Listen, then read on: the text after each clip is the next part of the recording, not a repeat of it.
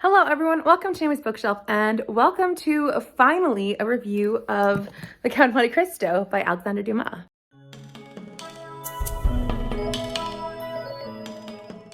So Alexandre Dumas wrote this incredible book and I thoroughly loved reading it. So in this summer, I'm filming this in 2022, we read The Count of Monte Cristo over 10 weeks and it was so enriching. I loved every minute of this book and I loved every event that happened. As a way of like reading a story. Obviously there are not great events in here, but I loved the story and I thoroughly love the characters, the development, and everything just is so, I don't know, wonderful for me. I love plot-driven books and this is like a 90% plot-driven book of a 1,000-page book. So I'm happy with anything like this and I really loved this story experience. So just a brief synopsis of what The Count of Monte Cristo is. It is about a man named Edmond Dantes who is, Dantes, not Dumas. I keep making that mistake. Anyways, Edmond Dantes, who is falsely accused of a crime and is sent to prison that he should never get out of.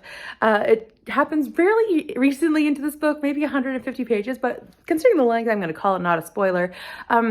He gets out, and this is the revenge tale of where he's trying to extract revenge on the people who put him in prison and who ruined his life. So this is a big, giant story of epic revenge. It has romance, it has moral conflict, it has a morally great characters.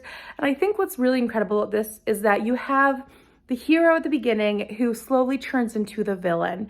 And it is a really incredible journey to watch and to experience. This book has everything in it. I think it has the adventure, it has the suspense, it has the mystery, but it also has, like I said, the romance, it has side development. There are so many well-developed characters, but this is a huge ensemble cast. And honestly, with this book, I am so happy because I love the plot. I love how in depth it goes, but I also love that we have these characters who just really stand out as shining beacons of hope or something you want to call it in this world. So obviously I got tab happy. This book is something I have always called a favorite of mine, one of my favorites, and I am glad to say it stays up to that level. This one is so interesting because it's just so long, but you really get your teeth into the storyline, the meat of the plot, and it's just so crazily in depth. So I can't help but give it 5 stars every time. I highly recommend reading this one if you have never done so.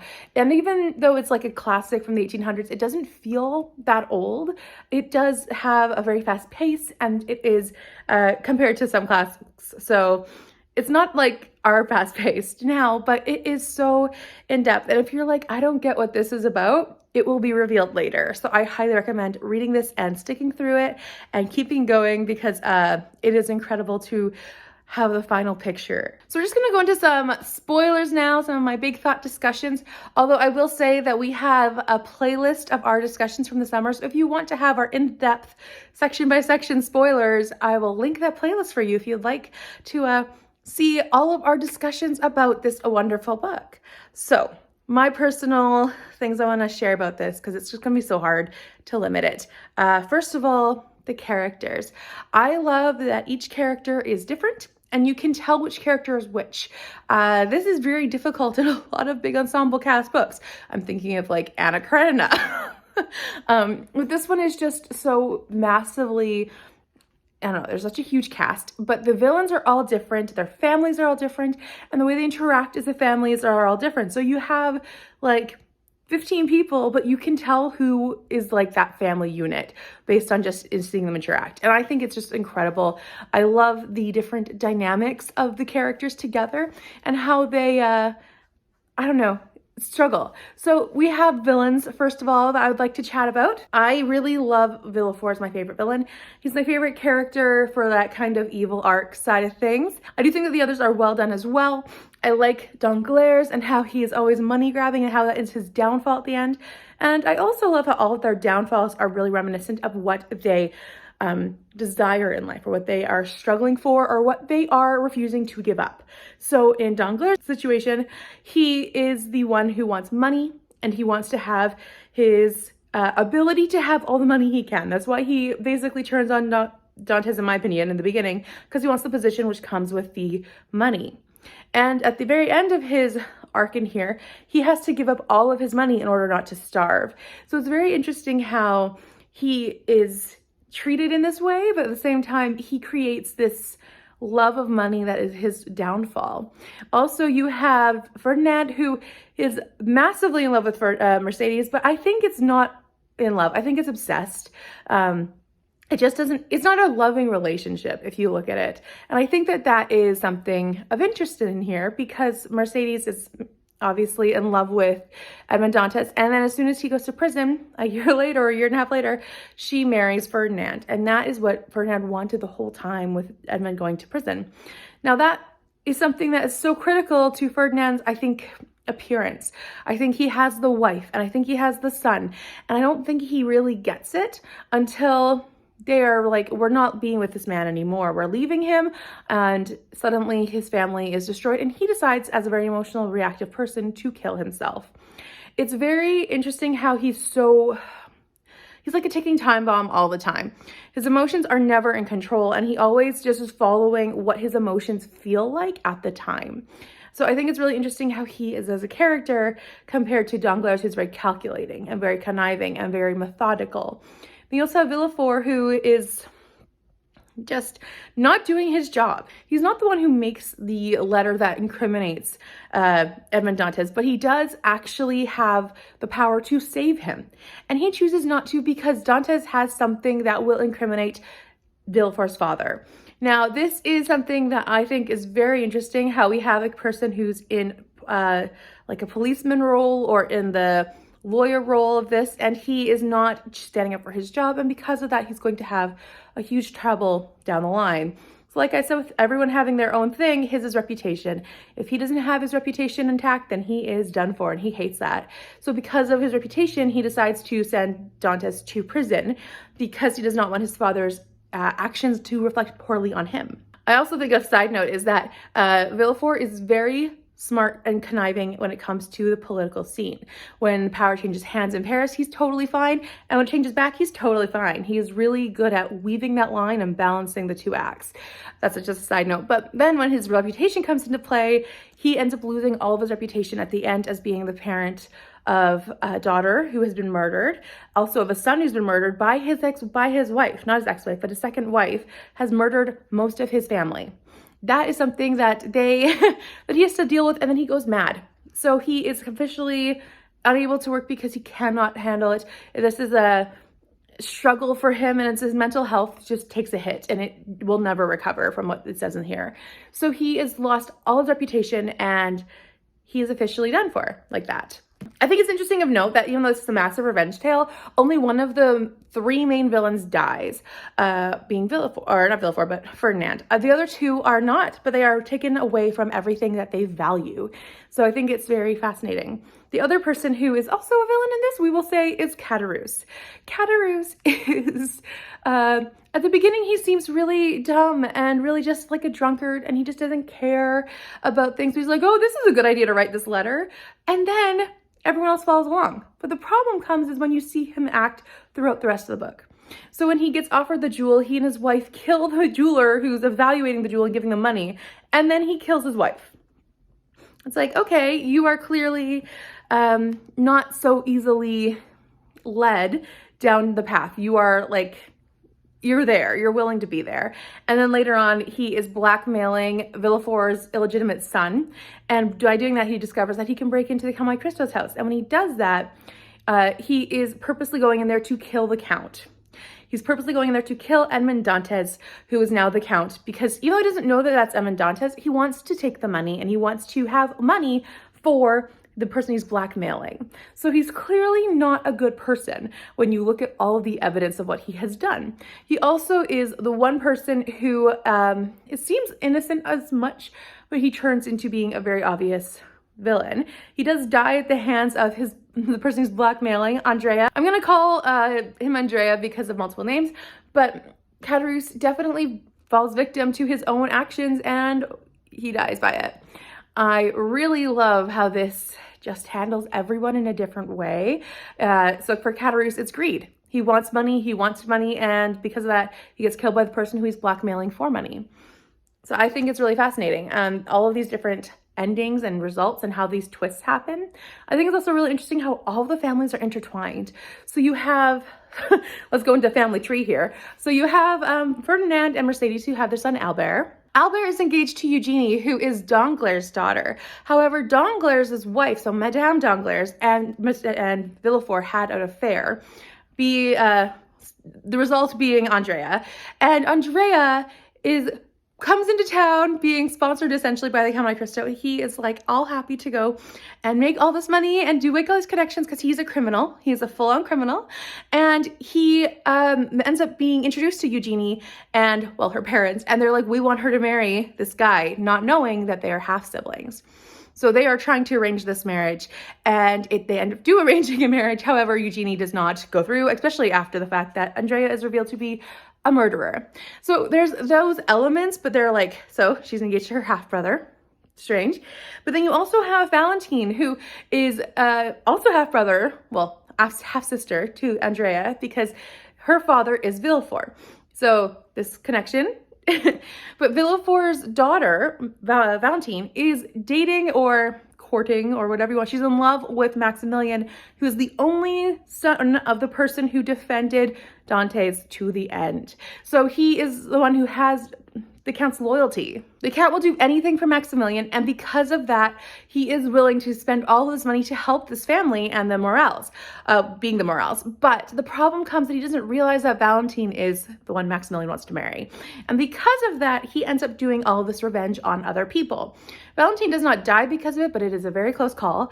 And when Maximilian reveals to the Count that Valentine's about to die because he loves her and he will die without her, the Count realizes his error, and he realizes he cannot control people the way he wants to, especially because he doesn't want Maximilian to be in love with his enemy's daughter. So that's when the real emotional problem happens for the Count. I love how the second generation is they're just so different from their parents, and how they really are the ones who are going to suffer from these actions. They are really shown to be different people, but they also are shown to have a different upbringing or different mentality towards the world. And you can tell that they're not their fathers, which is wonderful to see, but it is interesting to see how that plays out with their revenge plots. Another thing about this that I really want to mention is how many times the Count is mentioned as undead. He is always talked about being as cold as death, as pale as death. He never eats, he never sleeps. And it's like, how does this guy live? It's just so interesting. And it's just a little thing that is a big part of this book because it just keeps being mentioned. And there's like no real reason for it aside from what we had discussed in our book discussions about how he's slowly coming back to life throughout the end of the book. But he is kind of like a vampire, to be perfectly honest. And it also is really important that he doesn't eat with anyone because those are the people who he considers enemies, and he will never eat in the house of his enemy.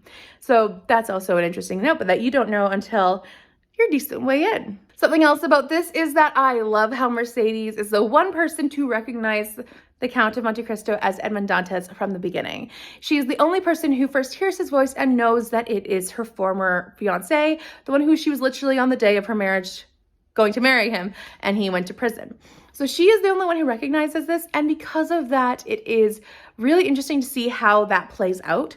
How she can always be observing that this is actually Edmond Dantes, and this is not a good thing because he has revenge on his mind and he knows what to do with these people.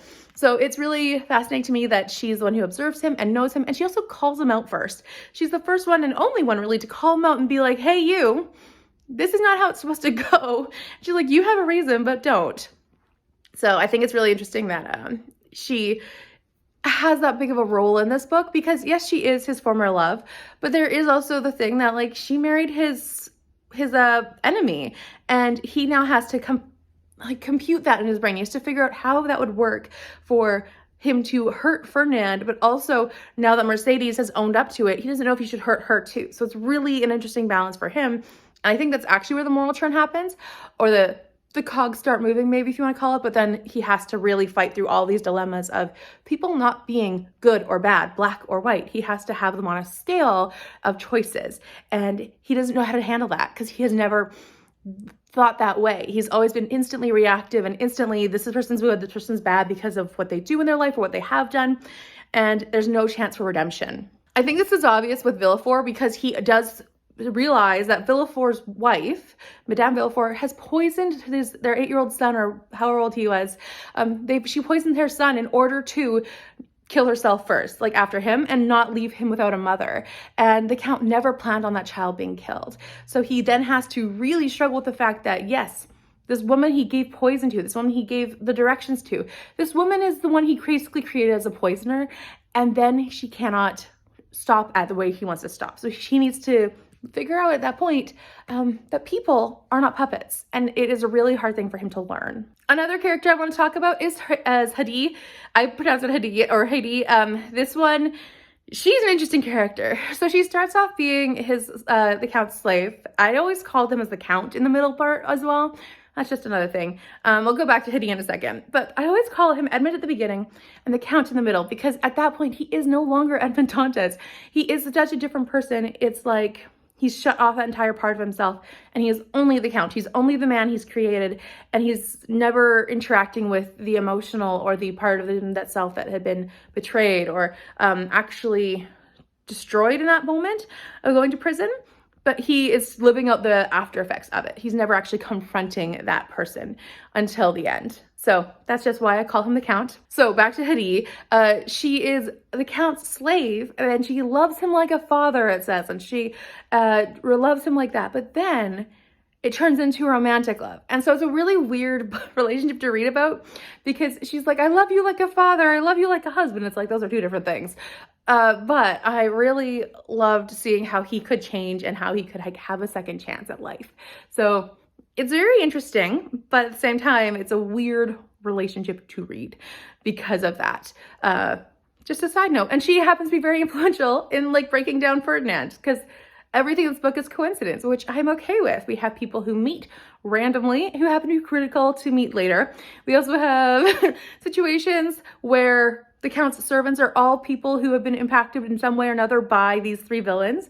And yet he does not, I don't think he could plan that. I don't think he could be like, oh, I want to pick you and then find out your backstory. It doesn't work that way. So I think it's really funny how there's so many coincidences, and I'm okay with it. I don't think I have much more to say because I said so much in live streams that I don't want to just constantly reiterate myself. But this is something that I really loved reading. I love the different characters, and I really love how Dantes gets redemption at the end. So when he stops being the Count and he becomes Dantes again, when he is able to fully embrace what happened to him, he goes back to the prison, he sits on that bed, and he remembers what it was like to be in that room for 14 years. He also is able to go and visit the Abbé's room, and he's able to see how the Abbé's stuff is left and get the Abbé's book. And I think it's wonderful how at that point he has this redemption arc. So he goes from hero to villain to hero again, or at least not villain. I think it'd be hard not to become a villain or be a villain in some way, shape, or form after what he has done. But he has remorse, he has guilt, and he is trying to prove that he is no longer that man by saving Valentine. He's also trying to save Maximilian by making Maximilian almost go to his death for Valentine and then realize how wonderful life can be. And I think that's a bit dramatic. Edmond Dantes, the Count, is always dramatic. He has to enter the room at the very last second possible to get all eyes on him. He has to have everything his way, and he is the dramatics king. If anything is boring around him, he's not there because he's just so dramatic. I love how he can change his disguises and how he has these different personalities that he reveals to people. And it's all, I think, part of his dramatics. I think he'd love to be a theater major if he was going to college for something. He'd pick theater, especially when he does his costumes. There was the scene where he and Villefort are basically having this show off of who can be the best disguiser. Clearly the Count wins. Villefort is trying to figure out the identity of the Count of Monte Cristo. He has no idea who this man is and who this man is that knows so many secrets about Villefort. He needs to know who this person is now. And so he goes to find this abbé who knows the Count. Guess who the abbé is? It's the Count. And the description just makes me laugh hysterically because it's going to be one that sticks out in my mind forever about this book, is that he had glasses over his forehead. No one needs glasses that big. Villefort, that's a red flag. Maybe you should check into that. Anyways, the Count is hiding as the Abbe and telling, you know, this amazing story about the Count growing up in this, was it Marseille? Maybe not Marseille, but he was growing up and he has this amazing story of how this man grew up and all of his childhood and how he knew him. And then literally they like part ways, and Villefort has another meeting with this English lord who is like a banker and knows all about the money aspect of the Count. He goes and he's talking to the Count again. He doesn't have any idea. And then when it describes how Edmond Dantes takes off all of his disguise right after the meeting, it's like he's taking out his fake jaw, he's taking off the beard, he's taking off the wound that he's created. I'm like, how did you do that in like 30 minutes? Because that's how long you probably had to, I don't know, create your disguise and before getting to the next place or getting at the next place and creating your disguise. It literally is so interesting how this all plays out. And I just like, oh, Edmond Dantes. Oh, the Count. He's just so dramatic. And I love it because it just makes him more colorful, especially when we're not reading things from his perspective. And you get to see this and a man walks in, you're like, it's the Count. Just accept it. Anyone who's a stranger who walks into the room is the Count. And you just are like, I always found it fun to be like, I wonder what he's going to do now. And why is he being this way? It's just very interesting. And I really love the development of Edmond Dantes into the Count of Monte Cristo, but also keeping his dramatic nature alive throughout the whole thing until the end when he's like, Maximilian Morel needs to commit suicide in order to truly value life. Like, that's not how it works for this situation. Like, I fully appreciate the fact that you value more when you have suffered more or when you have struggled more, but maybe not getting this guy to like actually try to commit suicide with a poison, because that just seems a bit much. Just to be like, yeah, by the way, you actually do want to be alive. It's like, he's proved for a month that he doesn't want to be alive. And if you were finally to reveal his love, then maybe you wouldn't need to go through all that love level exactly to the time of the hour. Like, just too much. So, too much in a good way. It just is so obviously a character trait, and I'm glad it didn't change throughout the story. I love one more thing about this, and well, I love a lot of things about this, but the one thing I want to talk about is how everyone seems to know that Edmond Dantes escaped, but he died in the water. It's a well-known fact for Chateau d'If that they had a prisoner escape, but they also are like, oh, it's clearly the young guy who dug the tunnel. It was like, no, it was the Abbe who was trying to break free. But they're like, he just jumped off, or he thought he'd be buried, and he hit the water, and they heard a scream. And so it's like a folk tale or whatever you want to call it about the prison, that there was a prisoner who escaped but then died in the water, died hitting the water, or was drowned because of the cannonball attached to his feet.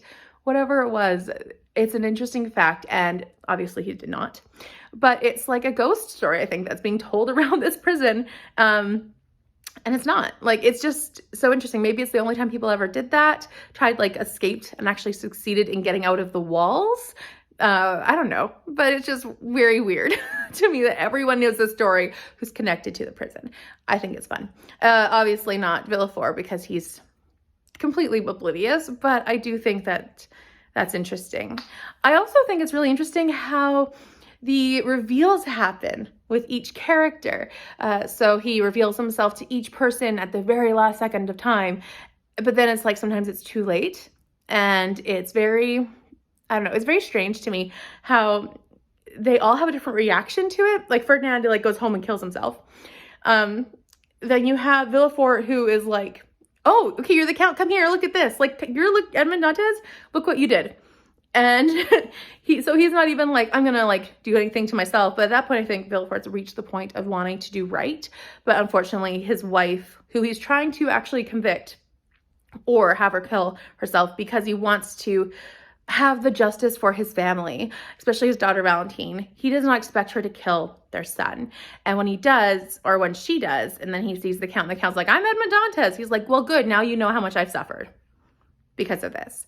And then obviously with Danglars and losing all of his money, I think it's interesting because he plays out the scenario that his own father, or Dantes' own father, had. So he starved to death, and everyone said, oh, it's because you don't want food. But Danglars actually has to live that experience of going without food and having to pay every single penny that's on his person for food. And at that point, then the Count is revealed. So I think it's very interesting how all of their situations and how he reveals himself to them really have developed. Because the first one is Ferdinand, the second one is Villefort, the third one is Danglars. Caderousse is before Ferdinand, but Caderousse is like has already been shot. He's dying, or was it stabbed? He's been killed, or he's been in the act of like dying. So he's able to write then a confession saying that who Andrea is, but after the Count also reveals himself. But everyone else is like a progression. So it starts off being the person kills himself because he has no control of his emotions, which I think is the fair thing to say about Ferdinand, but also that the Count is like, whatever happens, happens. And then he meets Villefort and he reveals himself, and Villefort's like, well, good, look at my child who you killed, basically. And the Count suddenly realizes what he has done. Then he moves on, and he has completely forgiven Danglars before he even extracts the final evidence or the final event. And when he does that, he just is like, yeah, now you can go. Like, now that you have suffered, you can go. So he is like moving himself along this path of like, you must have your revenge, but I'm gonna stop doing it so extreme, at least to a certain point. When he hits the Danglars episode, he stops doing it because he doesn't want to have the same events, I think, that he had before, or realizing he can't control people like he did before. So I've been talking almost 30 minutes about this wonderful book and all the things I love about it. I could talk about this for so long. So please let me know down below in the comments if you have read this, what you love about it, or what you don't like about it. I'd love to hear that too. Also, if you have any favorite characters, any hated characters, or characters you love to hate, anything like that, please let me know down below in the comments for the Count of Monte Cristo. Thank you for sticking through this whole long video and this love letter to the Count of Monte Cristo. I hope that you've picked it up, or you will pick it up if you have never done so. I think it's gonna be a wonderful ride to read, and I think you should do it. Anyways, thank you so much for watching. Please like and subscribe, and I will see you next time. Bye for now.